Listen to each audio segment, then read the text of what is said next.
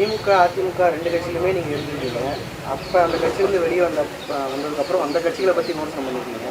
இப்ப தாவேக்கால இருந்திருக்கீங்க. ஃபியூச்சர்ல இதை பத்தி விமர்சிக்க மாட்டீங்கன்னு எதை பற்றி விமர்சிக்க மாட்டேன்னு? தாவேக்கால வருங்காலத்துல இருந்து வெளியேறின பிறகு இந்த கட்சியும் தாவேக்கால இருந்து வெளியேற சொல்றீங்களா? வெளியேறினதுக்கு அப்புறம் நல்லா இருக்கு. விமர்சனங்கள் வைக்கப்படுது. தொடர்ந்து திமுக, மதிமுக, அதிமுக அப்படி இருக்கும்போது இந்த விமர்சனங்களை எப்படி பாக்குறீங்க? நான் திமுகவாகவே பிறந்தவன். என்னுடைய பேர் சம்பத், என்னுடைய அண்ணன் பேர் கருணாநிதி, என்னுடைய தம்பியின் பேர் ஸ்டாலின். நான் பயின்ற தென் திருவிதார் இந்து கல்லூரியில் மாணவர் திமுகவை தொடங்கியவன். குமரி மாவட்ட திமுக வரலாறு என்று பப்ளிக் ப்ராசிக்யூட்டர் தோப்பூர் சுப்பிரமணி எழுதிய புத்தகத்தில் எனக்கென்று சில பக்கங்கள் இருக்கிறது. மலையாளம் பேசுகிற குமரி மாவட்டத்தினுடைய மேற்கு பகுதியில் நிறைய கூட்டங்கள் நான் பேசியவன். நான் 300 கூட்டங்கள் குமரி மாவட்டத்தில் மட்டும் பேசியிருக்கேன். திமுகவிலேயே தான் ஆயுள் முழுவதும் பணியாற்ற வேண்டும்னு நினச்சேன். அண்ணன் வைகோவினுடைய இருப்புக்கு ஆபத்து வந்த நேரத்தில் நான் திமுகவிலேருந்து அவங்க என்ன வெளியேற்றலை, நானாகவே வெளியேறினேன். அண்ணன் வைகோவின் தலைமையேற்று 19 ஆண்டு காலம் பணியாற்றினேன். என்னுடைய இருப்பை அவர் செறித்து கொள்ளவில்லை. அப்போது நான் வெளியேறினேன். அண்ணா திராவிட முன்னேற்றக் கழகம் எனக்கு ஒரு அடைக்கலம் தந்தது. ஏன்னா எனக்கு கொலை செய்கிற அளவுக்கு சில திட்டம் போட்டார்கள். அந்த அம்மாவிடத்தில் நான் போய் சேர்ந்தேன். அதற்கு பிறகு அவருடைய மறைவிற்கு பிறகு எடப்பாடி தலைமையை நான் ஏற்றுக்கொள்ள விரும்பலை. சசிகலா அம்மாவை கூட பயணிக்கலான்னு நினச்சேன். அதுக்கு முன்னே அவங்க செயலுக்கு போனாங்க. டிடிவி தினகரனுக்கு கூட கொஞ்ச நாள் பயணித்தேன். அவர் திடீர்னு அம்மா மக்கள் முன்னேற்ற கழகம்னு என்னமோ சொன்னார். அண்ணாவும் இல்லை, திராவிடமும் இல்லைன்னு வெளியேறு, வேற ஒன்றும் இல்லை. உங்களுடைய பயணம் என்ன பொறுப்பு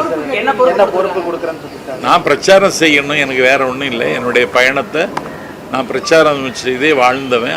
அந்த வாய்ப்பு எனக்கு தரணும்னு தம்பிகிட்ட கேட்டேன். சரி, இப்போ மதிமுக, திமுக அப்படின்னு சொல்லி கட்சி மாறிக்கிட்டே இருக்கீங்க. நான் மாறலையே, அதுதானே இப்போ சொல்லிட்டு இருந்தேன் மாறலைன்னு.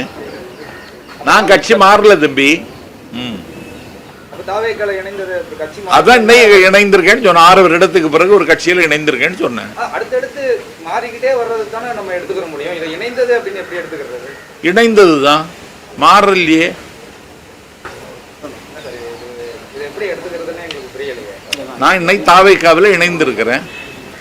கட்சி மாறலைன்னு சொல்றீங்க. மாறலையே. 6 வருட காலமாக எந்த கட்சியிலும் இல்லாதனா இன்னைக்கு சேர்ந்திருக்கேன். ஆரிய எதிர்ப்பு, சனாதன எதிர்ப்பு பண்ற அளவுக்கு தாவேக்காவுக்கிட்டையும் விஜய்கிட்டையும் வல்லமை இருக்குன்னு நினைக்கிறீங்களா? ஏன்னா 70 ஆண்டு கால வரலாறு, திராவிட வரலாறு தெரிஞ்சவர் நீங்க.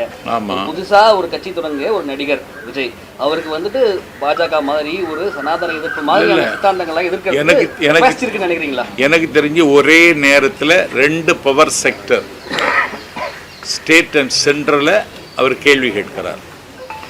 கொள்கை எதிரின்னு டெல்லி எஜமானர்களையும், அரசியல் எதிரின்னு தமிழ்நாட்டில் அதிகாரத்தில் இருக்கிற திமுகவையும் ஒரே நேரத்தில் எதிர்க்கிறார். இந்த துணிச்சலே நான் பாராட்டுறேன். எதிர்க்கிறாரு, ஆனால் கேள்வி கேட்கறது இல்லையே, மௌனம் காக்குறாரு நிறைய விஷயத்தில். ஏன் கேட்குறாருன்னு அவர்கிட்ட கேட்கணும், நீங்கள் என்கிட்ட கேட்கக்கூடாது. நான் இன்னைக்கு தானே சேர்ந்துருக்கேன். கேட்டு சொல்லுங்க. தாவேக்காவில் இணைஞ்சிருக்கீங்க. தாவேக்காவில் பல்வேறு விமர்சனங்கள் இருக்கு. கொள்கையில் என்னன்னு தெளிவு பெறல அப்படிங்கிற மாதிரி விமர்சனம். சாதி ஆணவ படுகொலை குறித்து ஒரு சரியான பார்வை அவங்களுக்கு இல்லை அப்படின்னு சொல்லி விமர்சனம் பண்றாங்க. விஜய் அதை கண்டித்தும் அறிக்கை விடல. அதை எப்படி பாக்குறீங்க? இத்தனை ஆண்டு காலம் திராவிட இயக்கத்தில் வந்து பயணிச்சிருக்கீங்க. சாதி ஆணவ படுகொலை நியாயப்படுத்தி இருக்காரா விஜய்? இல்ல, பேசாதும் மௌனம் எப்படி எடுத்துக்கிறது? இல்லையே, அப்படியெல்லாம் ஒன்றும் இல்லையே. படுகொலை கண்டித்து பேசல. தவறை சுட்டி காமிக்காம அமைதியா இருக்கிறத சரின்னு எப்படி சொல்லலாம்? எப்படி எடுத்துக்கலாம்? தவறு அவர் சுட்டி காட்டணும்னு தான் சொல்றேன். சுட்டி காமிக்கல கடந்த காலங்கள்ல. அதை எப்படி பாக்குறீங்க?